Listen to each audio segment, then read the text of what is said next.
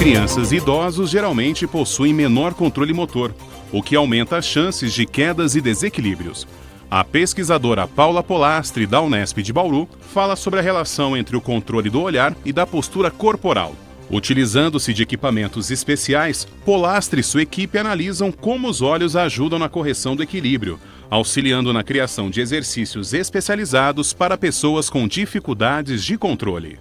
O Ciência Sem Limites começa agora. Bem-vindas e bem-vindos. Está no ar o Ciência Sem Limites. Como vocês puderam ver na abertura, o assunto desta semana são pesquisas relacionadas ao controle do olhar e da postura. Sobre esse assunto, ao nosso lado está a professora Paula Polastri, do Departamento de Educação Física da Faculdade de Ciências do campus da Unesp. Prazer em tê-la no Ciência Sem Limites, professor. O prazer é meu, é muito importante a gente falar um pouquinho, divulgar o que a gente tem feito aqui dentro da universidade para a comunidade entender o que a gente faz. Pra gente, antes da gente entrar no assunto, qual é a sua formação acadêmica? Eu sou formada em licenciatura em Educação Física pela Unesp de Rio Claro. O meu mestrado e o meu doutorado, o meu mestrado foi feito de 2000 a 2002, também no programa de pós-graduação em Ciências da Motricidade, em Rio Claro, e o doutorado foi de 2004 a 2007, ele foi feito parte pelo programa de Ciências da Motricidade, e eu também fiz um doutorado sanduíche na Universidade de Maryland, com orientação do professor John Jacob. Professora, como nós vimos na abertura, por que pesquisar, por que estudar a relação entre o controle do olhar e da postura? Conta assim pra gente, a gente vai entrar, lógico, em detalhes, a gente vai ver várias imagens, equipamentos. Por que estudar o controle, a relação do controle do olhar e da postura? Bom, para nós controlarmos os nossos movimentos, é necessário a gente obter informação que está disponível nesse ambiente.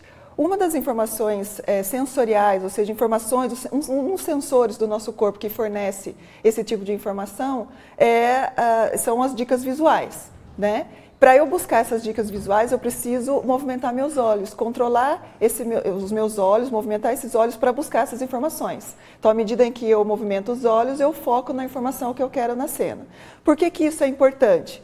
Porque esse tipo de informação me ajuda a controlar os meus movimentos. Né? Não seria só a informação visual, seriam outros canais sensoriais também. Por exemplo, sensores no meu corpo todo, na sola do meu pé. A gente tem um sensor aqui bem dentro do nosso ouvido interno que ajuda a orientar a nossa cabeça. Então, todas essas informações me ajudam a manter a estabilização. Se eu não obtenho essa informação de maneira correta, adequada, eu posso ter problemas. Então, por exemplo, se a gente falar, alguns exemplos que eu posso dar as crianças teriam problemas de adquirir e refinar as habilidades motoras, por conta dele ter diminuído a sua estabilidade, né, o controle da sua postura. Então, isso tem que ser desenvolvido ao longo dos anos. Da mesma forma que, com o passar dos anos, a gente tem um processo de deterioração desse controle postural. Que é o caso dos idosos. Que são o caso dos idosos. E aí o que isso de fato acontece com eles? Eles caem com maior frequência. Então a gente tem idosos com características de caidores. Então entender essas relações é entender como que eu posso diminuir essa ocorrência nos idosos ou como que eu posso ajudar as crianças a adquirirem e refinarem de maneira integral, vamos dizer assim, as suas habilidades motoras. Para quem está nos vendo, quem está nos assistindo, quando se fala em criança, né, a gente nota que a postura da criança, ela começa geralmente, né, a maioria, com 1 ano a andar, a caminhar, a ter os seus movimentos. Nós estamos falando de criança, até que idade os seus estudos podem ajudar essas crianças? Então, o que a gente tem desenvolvido, né, e eu tenho trabalhado, né, na minha linha de pesquisa, ela tem trabalhado na questão de desenvolvimento do controle postural, a gente tem visto que até os 10 anos, então até a primeira década, as crianças não mostram um funcionamento do sistema de controle postural similar a um adulto. Então, somente a partir dos 12 anos é que a gente diz que ela consegue obter informação e usar essa informação da mesma forma que um adulto faz. Então, a estabilidade dela fica próxima ao adulto. Isso eu estou dizendo quando as informações elas se alteram no ambiente. Porque, por exemplo? Então, por exemplo, a gente sabe que a gente responde a informações de amplitude. Então, por exemplo, se alguma coisa se aproxima de mim com uma velocidade alta... Como jogar uma bolinha. Como assim. jogar uma bola. Eu respondo defender. prontamente a essa informação. Então, eu tenho mecanismos que são reflexivos, ou seja, isso vai acontecer mesmo que eu não queira, e eu tenho mecanismos que eu preciso responder voluntariamente. Então, a forma de obter essa informação, ela é importante. Aos 8 anos de idade, a criança oscila como um adulto, né, numa situação normal, quando o ambiente não está sendo alterado. Quando altera, ela Quando já ela altera, aos diferente. 10 anos, ela já não responde como adulto, ela só vai conseguir responder aos 12 anos de idade. E o idoso, quando se fala o idoso, né, a partir de que idade os movimentos começam a se deteriorar? Ou seja, ele começa a cair, ele começa a ter o reflexo retardado, vamos dizer assim, né? Vamos dizer assim, a gente considera, então, o idoso, né, segundo a Organização Mundial de Saúde, a partir dos 65 anos. Então, mas, João, não é possível definir uma idade em que essas alterações vão ocorrer. Pessoas com 70, 75 em plena atividade física e respondendo muito bem. Exatamente. Né? Então, e tem gente com depende? 60 também já bem... Deteriorado. Né? Que tem uma estabilidade mais deteriorada. Então, o que vai depender? Estilo de vida, características genéticas da pessoa, características de exercício físico, né? Então, por exemplo, a gente tem estudos, né, na literatura mostrando que quem pratica exercício físico, ele tem um melhor relacionamento com essa informação visual do que outro que não pratica. Perfeito. Professora, onde é que nós estamos? Nós não comentamos, onde é que nós estamos aqui? Que ambiente é esse? Nós estamos aqui no Laboratório de Informação, Visão e Ação, que é o Lívia. Né? É um laboratório que desenvolve estudos na área de comportamento motor. Quer dizer, vocês estudam toda a parte de comportamento, não, olhar postural, comportamento motor. De maneira geral. Tá, então... Nós vamos ver equipamentos, né? Vamos ver equipamentos aí ao longo do nosso bate-papo. E eu sei que a senhora também não atua sozinha aqui, né? Não. A gente tem uma equipe. Tem uma equipe, tenho parceiros, então eu tenho como parceiro aqui do Lívia, que me auxilia na coordenação, o professor Sérgio Tosi, e a gente tem também um parceiro que é o professor Fábio Barbieri. A senhora permite a gente conversar com os seus orientandos, com os integrantes, os demais professores também? Com certeza. Nós estamos chegando no final deste bloco e no bloco seguinte nós vamos falar sobre, com os orientandos, as pessoas que atuam aqui neste laboratório, bem como ouvir depoimentos do professor Fábio Barbieri, que já participou do Ciências Sem Limites, e de um prêmio que ele ganhou recentemente também em função das suas pesquisas. Para você contactar a pesquisadora, a Paula Polastri, o e-mail está aparecendo aí na sua tela, é paulafp@fc.unesp.br. Se você quiser conhecer um pouco mais sobre o campus, www.fc.unesp.br, clique em Departamentos, Departamento de Educação Física, você vai localizar a professora Paula Polastri. Para você interagir conosco, o e-mail também está aí, cienciasemlimites@tvu.unesp.br. E para rever os nossos programas, www.tv.unesp.br. É um breve intervalo e voltamos já já, um instante só.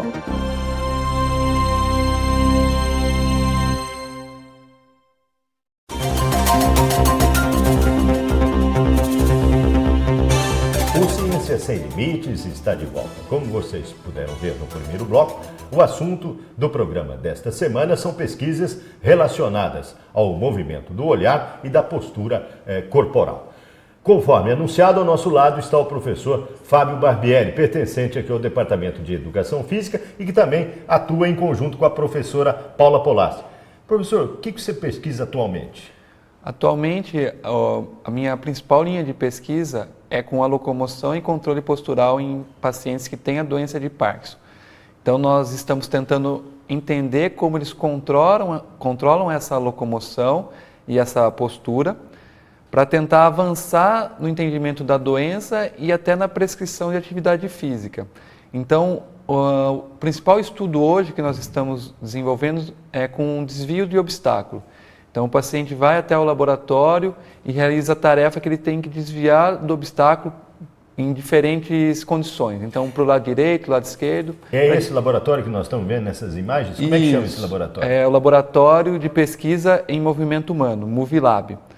Então, é nesse laboratório que nós tentamos entender melhor a doença e melhor a locomoção e controle postural desse grupo de pessoas. Para quem está nos assistindo, pode acessar a homepage aqui da TV e ver uma entrevista do professor Fábio, que ele tem um projeto interessantíssimo de extensão chamado Ativa Parkinson, né? Onde vocês melhoram as condições dos pacientes portadores de Parkinson. Isso. Nesse projeto de extensão, nós tentamos aplicar todos os conhecimentos que nós desenvolvemos na pesquisa para esses pacientes, para o projeto, para a atividade ser muito mais específica para esse grupo de pessoas. Então, os conhecimentos que são publicados em revistas nacionais e internacionais são todos utilizados para esse grupo de pessoas. E quais os avanços? Já pode destacar algum dado, alguma coisa interessante que vocês descobriram, né, nesses anos aí de pesquisa? Sim.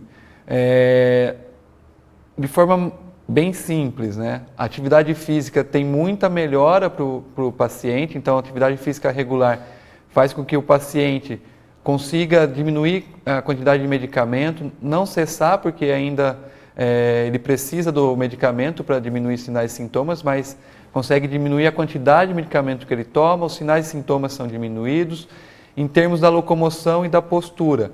Então, em determinadas condições ou com determinadas instruções, nós conseguimos que o paciente tenha benefício na sua locomoção ou melhore sua postura. O que quer dizer? Ele cai menos. Ele tem uma... Melhora a qualidade de vida. Melhora a qualidade de vida, diminui gastos. O senhor ganhou um prêmio recentemente. Sim. Qual foi? Eu recebi o prêmio de jovem pesquisador da Sociedade Brasileira de Comportamento Motor. Em função das pesquisas? Em função das últimas pesquisas do nosso grupo, né, a professora Paula, o professor Sérgio, e pesquisas que nós temos desenvolvidos com docentes internacionais também. Para quem está nos assistindo e se interessou ou é portador de Parkinson, é só acessar www.fc.unesp.br, você vai ver lá o Ativa Parkinson e vai poder fazer a inscrição e poder participar, né, professor? Todos são bem-vindos, né? Todas as pessoas que têm a doença de Parkinson são bem-vindos para participar do projeto. Parabéns e sucesso na sua empreitada. Obrigado.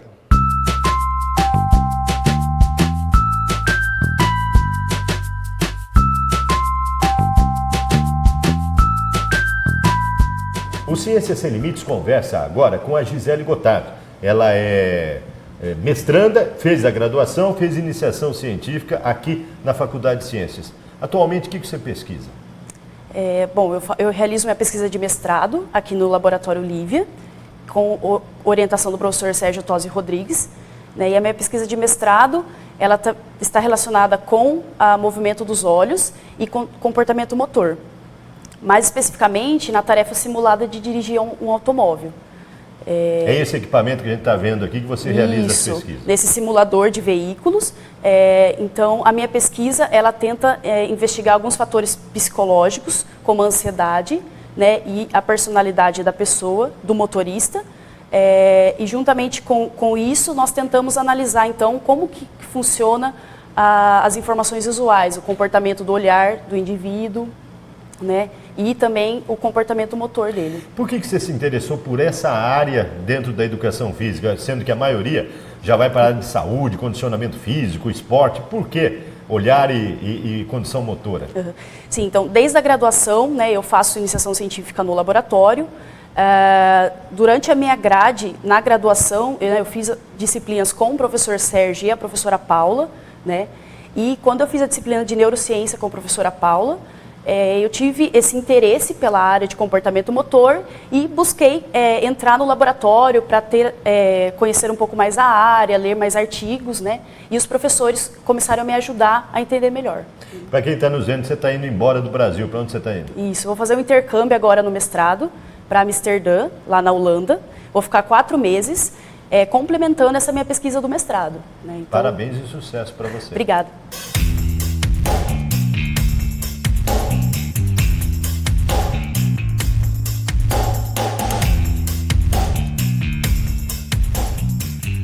O Ciências Sem Limites conversa agora com o Matheus Brito.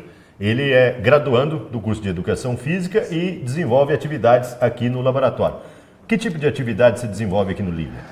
Então, eu desenvolvo atividades relacionadas à minha bolsa de iniciação científica, que eu tenho o projeto aprovado pela FAPESP, que tem o título que é o acoplamento entre informação visual e oscilação corporal, que é realizado dentro da sala móvel e investiga o efeito de diferentes tarefas visuais no controle postural. Então a pessoa fica dentro da sala, em cima da plataforma, realizando apenas com o olhar algumas tarefas que a gente coloca na tela.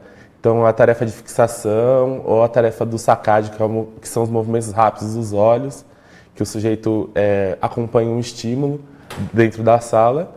E esse projeto, que foi aprovado, é um dos primeiros a investigar essas tarefas visuais dentro da sala Quer dizer, móvel. é uma coisa inédita, né? Isso, é uma coisa E inédita. você ganhou um prêmio, está relacionado a essa pesquisa? Tá, Conta sim, pra gente. eu ganhei o prêmio de melhor trabalho de graduação pela Sociedade Brasileira de Comportamento Motor, no congresso que foi realizado recentemente lá em João Pessoa.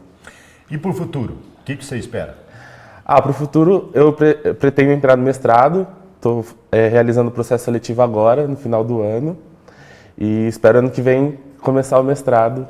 Parabéns e sucesso para você. Obrigado. O Ciências Sem Limites vai para um breve intervalo. No bloco seguinte, nós vamos continuar conversando com a professora Paula Polastri, do Departamento de Educação Física da Faculdade de Ciências do campus de Bauru. Um instante só, a Ciências Sem Limites volta já já.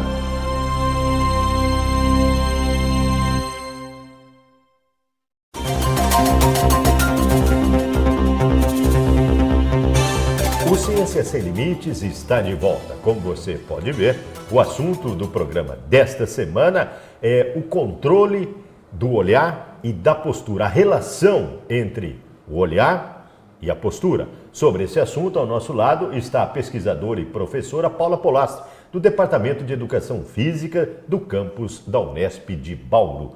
Professora, parabéns pela equipe, hein, pessoal? E vocês, colegas também do departamento, professores, estão bem engajados em vertentes de pesquisas que um está relacionado ao outro, né? Sim, a gente tem o privilégio aqui de trabalhar realmente em equipe. A gente vê assim, que são um dos poucos laboratórios que tem realmente 3 docentes engajados na mesma área, produzindo linhas de pesquisa diferentes, né? E ganhando prêmio também.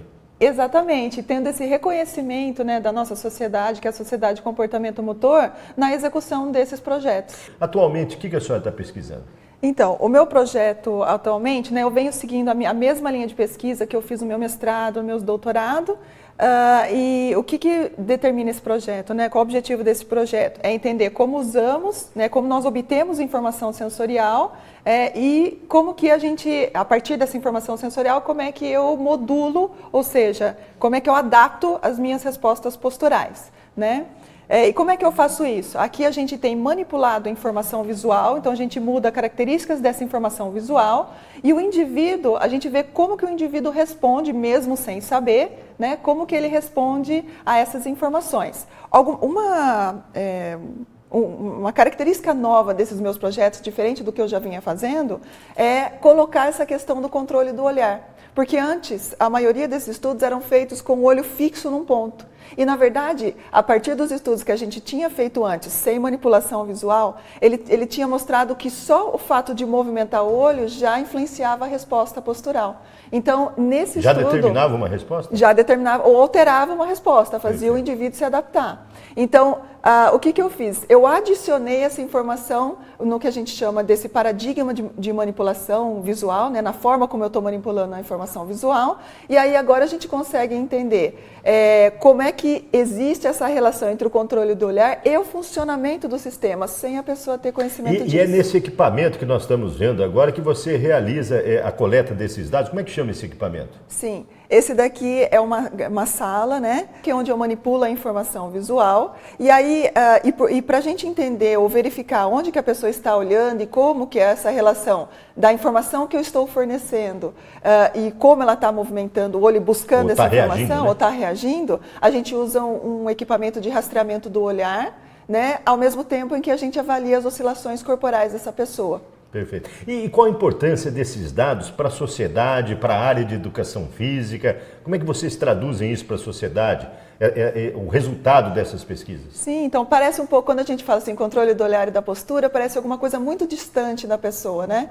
Mas, na verdade, o que a gente tenta verificar é exatamente isso. É essa relação entre o funcionamento do meu sistema e a forma como eu posso, por exemplo, treinar esse sistema. Então, se eu entendo a relação, eu consigo treinar. De que forma? Vou ser mais explícita.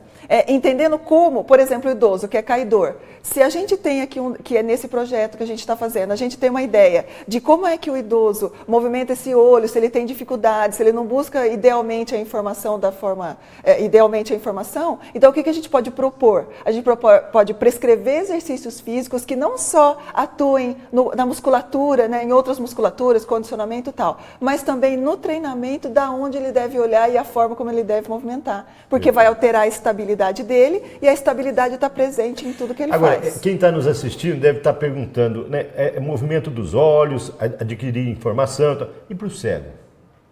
Para o cego? Como é que vocês tratam isso? Porque ele não tem a mesma movimentação, porque ele não enxerga, relacionado a nós. Como é que é feito o estudo com relação ao cego?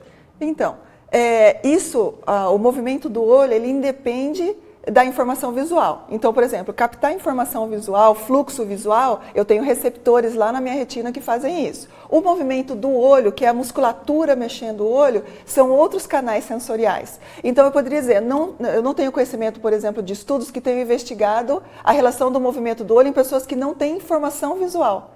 Né, que seria uma questão interessante. Outro campo até, né? Seria uma questão interessante, mas assim, eu não teria dados. E os próximos explicar. passos, os novos projetos que vocês têm em mente? Então, os próximos passos são, uma vez que eu já comentei lá no início, de que o controle da postura ou a estabilidade do indivíduo, a gente só consegue ter essa relação por meio de informações sensoriais. Ela não é só da visão.